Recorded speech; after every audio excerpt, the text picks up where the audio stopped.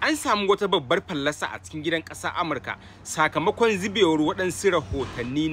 na wasiƙu waɗanda aka karanta a cikin babban zauren Majalisar Ɗinkin Duniya. Jaridun dai sun fito daga hannun jakadun ƙasar Amurka wanda suka wakilci ƙasar a wajen gudanar da babban taron Majalisar Ɗinkin Duniya a New York na ƙasar Amurka. Takaddun bayan taron dai an same su ne waɗanda aka yi rubutu a ciki wanda yake nuna ƙin jinin da ake yi wa kafa 'yancin cikakkiyar ƙasa mai cin 'yancin gashin kanta a yankin Falasɗinawa, tare da gujewa zarge-zargen cewa ƙasar Isra'ila tana gabatar da kisan ƙare dangi a cikin yankunan Gaza, wanda aka rubuta kunshin saƙon ga jakadun ƙasar Amurka wanda suka bayyana a cikin taron. Takaddun dai an tabbatar da cewa sun fito daga gurin ma'aikatar tsaro ta ƙasar Amurka, inda aka rubuta jawabai masu ƙarfi akan 'yancin babbar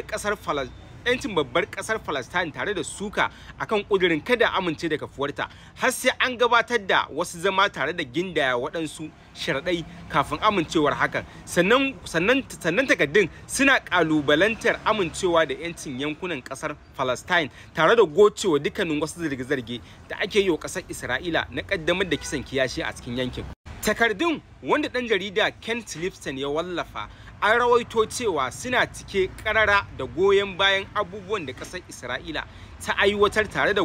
cikin babban goyon bayan ƙasar Amurka, tare da musanta duk zarge-zargen da ake yi na kisan kiyashi wanda aka ayyana abin a matsayin wata siyasa domin nuna goyon baya ga ƙungiyar Hamas. A cikin wasiƙun an umarci jakatun su jaddada matsayinsu ta ƙin amincewa da 'yancin ƙasar Palestine, sannan kada su amince da ƙudurin Majalisar Ɗinkin Duniya na gudanar da wani babban zama a lokacin cikar shekarar Yahudawa wato Hashna. A bangare ɗaya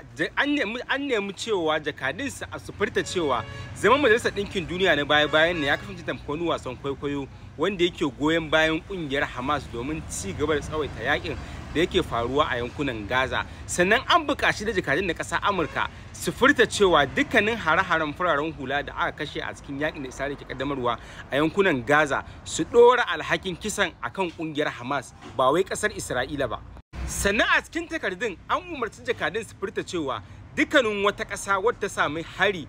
irin wanda kungiyar Hamas ta kaddama akan Isra'ila, to ita ma wannan ƙasa kwatankwacin abin da ƙasar Isra'ila take aiwatarwa a halin yanzu a zirin Gaza, wannan ƙasar ita ma za ta irin waɗannan abubuwa ko kuma fiye ma da haka domin ganin ta kare 'yancin kanta da kuma al'ummarta. A cikin takardun da an nemi a kira shugabannin Falastinu a matsayin wasu masu wauta waɗanda suka kasance suna bin zaurika da majalisu domin samun 'yancin ƙasar Falastinu, tare da gujewa dukkanin wani shiri da ake yunkurin gabatarwa domin tattauna kawo ƙarshen yakin.